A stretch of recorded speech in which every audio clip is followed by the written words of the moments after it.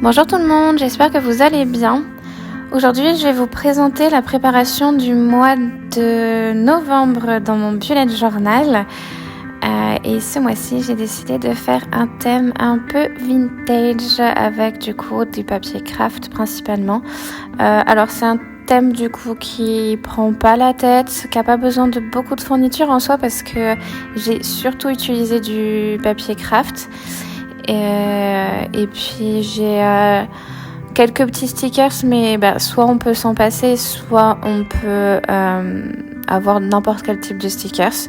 Mais donc du coup, ça demande pas beaucoup de matériel.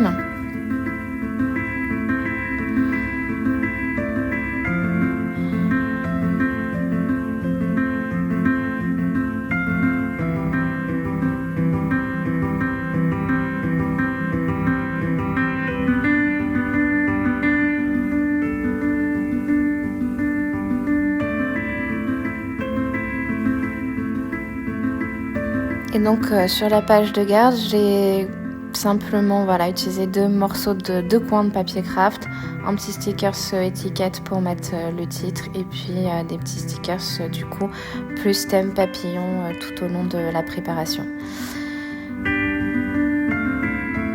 Donc là on passe à la page du calendrier.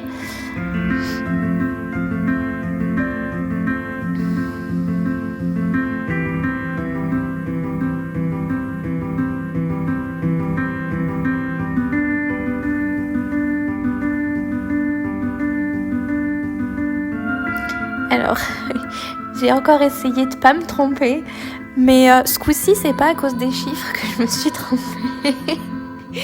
C'est à cause des hauteurs de cases. Décidément, il n'y a pas un seul mois où j'arriverai à faire une préparation où je me tromperai pas. Je suis une vraie catastrophe.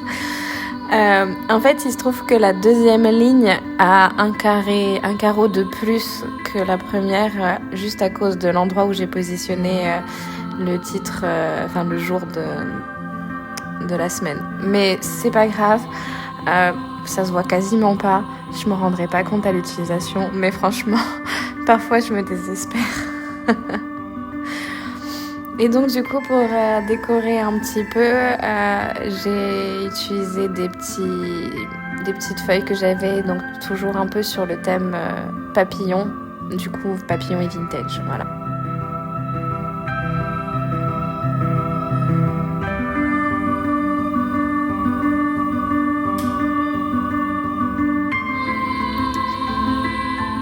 Donc là, on passe à la page de 1 ligne par jour et de tracker d'habitude. Donc 1 ligne par jour, en fait, ne va pas beaucoup changer. Le tracker sera toujours sur la droite, mais ce coup-ci, je fais pas une Dutch Door pour faire le pense-bête à l'intérieur.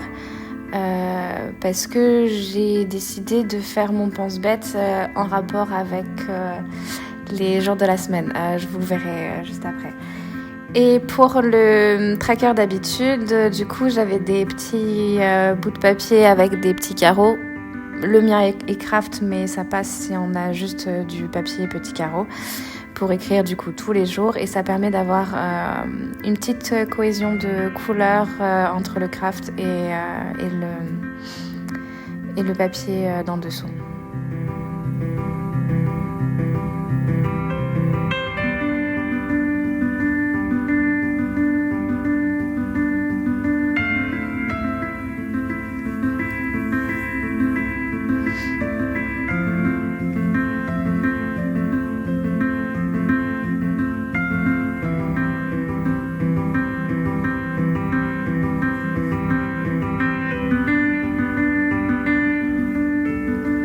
Et pour finir, des petits stickers pour venir un petit peu habiller et décorer la page.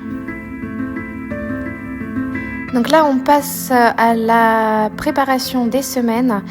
Et ce mois-ci, j'ai décidé de faire toutes les semaines d'un coup. Et toutes les semaines soient des Dutch Door. Et du coup, tous les jours de la semaine seront au milieu de la page. Et chaque côté des pages, ça va être mes pense-bêtes. Et du coup, je pourrais voir vraiment les pense-bêtes à chaque fois que je serai dans la semaine. Je trouve ça très intéressant. Et ça me permet aussi, donc là, il y a 8 espaces pour une semaine. Il n'y a que 7 jours dans une semaine, je sais. Mais ça permet du coup d'avoir les 7 jours de la semaine et un autre espace de notes. Parce qu'en fait, mon mois de novembre va être très chargé. Je vais avoir pas mal de choses à faire. Et du coup, ça me permet d'avoir et un pense-bête général pour le mois et en même temps des petits pense-bêtes par semaine en me disant ça, faut absolument que je le fasse cette semaine pour que je puisse avancer sur mes projets. Et donc du coup, plutôt que de faire des morceaux de craft un peu déchirés, j'ai voulu faire des bandes de craft qui soient de la largeur restante, on va dire, entre les semaines.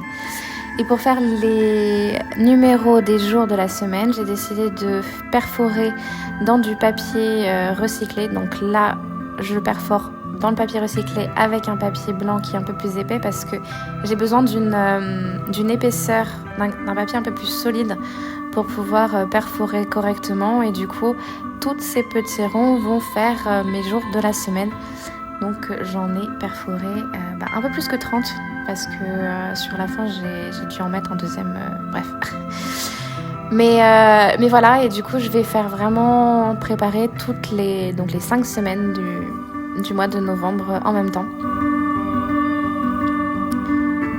Et j'aime bien ce principe-là d'avoir du coup tout ensemble. Je trouve que c'est très sympa et puis d'avoir les deux côtés où on peut écrire des choses qui sera visible tout au long du mois. Je trouve que c'est vraiment très pratique.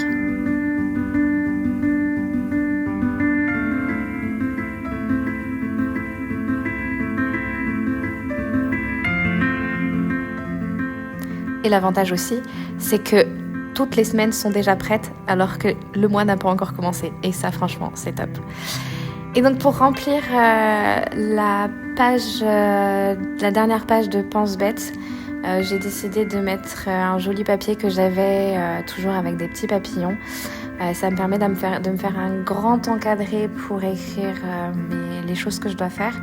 Et je trouve que ça habille très très bien la page. Et des petits stickers papillons pour finir.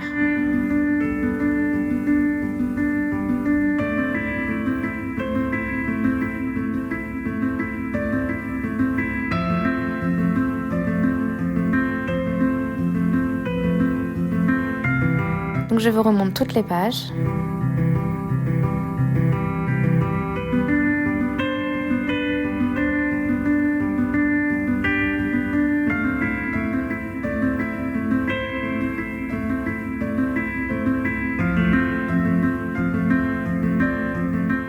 J'espère que cette vidéo vous a plu, j'espère que vous avez passé un bon moment en ma compagnie, que ça vous a donné des idées, que ça vous a donné envie de créer.